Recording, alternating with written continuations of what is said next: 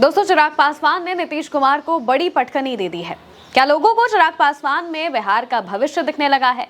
ये सवाल इसलिए है क्योंकि चिराग पासवान की पार्टी को इस बार जो फंड मिला है वो बहुत कुछ बता रहा है। चिराग कॉर्पोरेट की पहली पसंद बन गए हैं। फंड के मामले में नई रिपोर्ट सामने आ गई है और यहाँ पर चिराग पासवान नीतीश से काफी आगे निकल गए हैं। शायद कंपनियों को भी चिराग में भविष्य दिखने लगा है। चंदे का क्या गुणागणित है, सब बताएंगे आपको।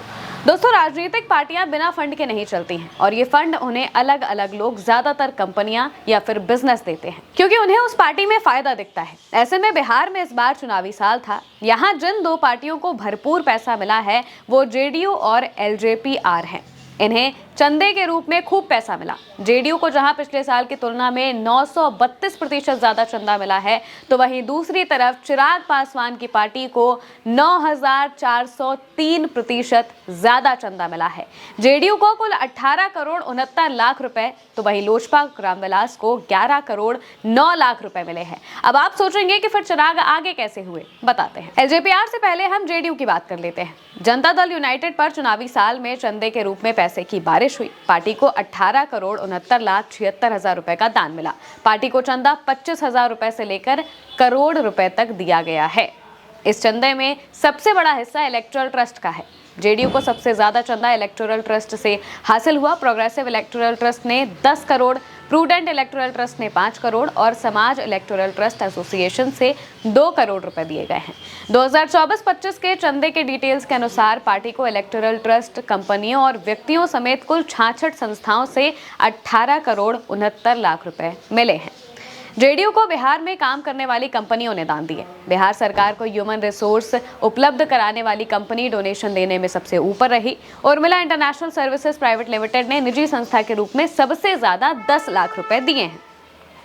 जेडीयू को पिछले साल से 932% ज्यादा दान मिला है। चुनाव आयोग के मुताबिक जेडीयू को 2023-24 में 1.81 करोड़ रुपए का डोनेशन मिला था, लेकिन 2024-25 में ये बढ़कर 18 करोड़ 69 लाख रुपए हो गया। इतने से हैरान मत होइए। अब आप लोजपा के आंकड़े सुनेंगे तो आपके और होश उड़ जाएंगे। चिराग पासवान की पार्टी एलजेपी-आर को मिलने वाले चंदे में 9,403% की बढ़ोतरी हुई है।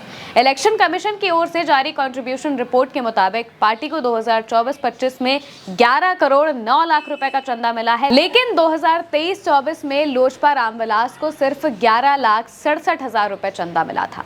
11 लाख से सीधे 11 करोड़, ये एक बहुत बड़ा जंप है लोजपा रामविलास के लिए। एलजेपी-आर को सबसे ज्यादा 10 करोड़ रुपए का चंदा प्रोग्रेसिव इलेक्टोरल ट्रस्ट से मिला है। प्रूडेंट इलेक्टोरल ट्रस्ट से भी पार्टी को 1 करोड़ रुपए का चंदा मिला। इंडिविजुअल चंदे की बात करें तो प्रवीण सब्बरवाल और सूर्या विज ने 25-25 हजार रुपए का चंदा दिया। कहा जा रहा है कि चिराग कॉर्पोरेट की पहली पसंद बनकर उभरे हैं। पहले लोकसभा और फिर विधानसभा के चुनाव में चिराग ने जिस तरीके से जीत हासिल की, उसने उन्हें नए विश्वसनीय युवा नेता के तौर पर उभार दिया है। 2024 में चिराग पासवान की कद्र न केवल बिहार की जनता बल्कि देश की नजरों में बढ़ गई थी। लोजपा रामविलास 5 सीटों पर लड़ी और 100% स्ट्राइक रेट के साथ रिजल्ट देते हुए सभी 5 सीटों पर जीत हासिल कर ली। नरेंद्र मोदी के हनुमान का दर्जा भी उन्हें मिला, जिस वजह से उनकी छवि तमाम उद्योगपतियों और कंपनियों की नजर में बढ़ गई। इस बात में कोई दो राय नहीं है। यही वजह भी है कि जिस लोजपा रामविलास को 10 वित्तीय सालों में कुल 7 करोड़ पार्टी फंड में आया, वो एक वित्तीय वर्ष 2024-25 में बढ़कर 11 करोड़ रुपए पहुंच गया है। विधानसभा चुनाव में भी चिराग ने कमाल किया। वहीं इस नजरिए से अगर देखा जाए तो चिराग ने नीतीश को पीछे छोड़ दिया है, क्योंकि चिराग को मिलने वाले चंदे का ये जो जंप है ये बहुत बड़ा है। 9,000 और 900 के बीच का फासला जेडीयू और एलजेपी-आर के बीच में हमें देखने को मिला। विधानसभा चुनाव के वक्त जिस तरीके से चिराग पासवान ने बिहार में चुनाव लड़ा, वो कोई भी इसे काबिले तारीफ ही बता रहा है।